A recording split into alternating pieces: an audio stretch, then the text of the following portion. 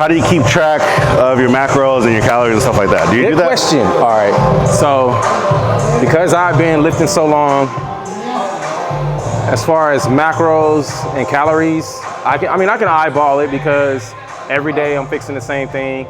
Protein is going to be anywhere from 8 to 12 ounces, depending if it's red meat, chicken, fish. And then carbs, because I want to keep it somewhere between, I had to guess, somewhere between like 140 to 167. I usually do half a cup to a full cup, and that depends on whether or not I'm eating quinoa, if it's gonna be oatmeal, rice cereal, brown rice. And then as far as vegetables, I usually keep the same vegetable every day, depending on what I got. So I usually do like either cucumber or asparagus because they're the easiest to cook.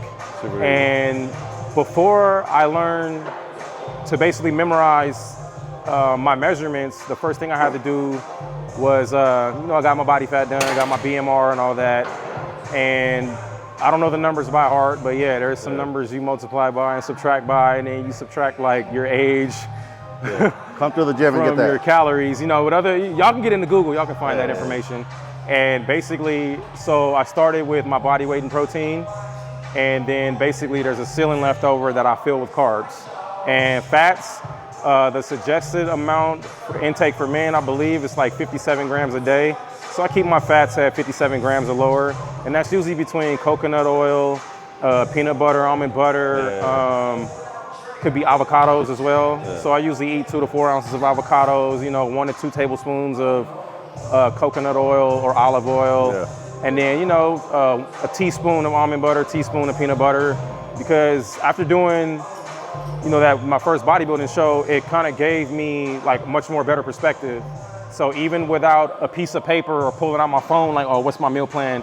I can structure a proper diet for the day or even for the week where my macros will be the same, even though like if I want a certain amount of protein, I know that 5 or 6 ounces of steak is gonna have more protein than 6 to 7 ounces or 5 to 6 ounces of chicken. So obviously I know I can get away with lower ounces of red meat, but I'll have to eat more in fish and in chicken to get that much,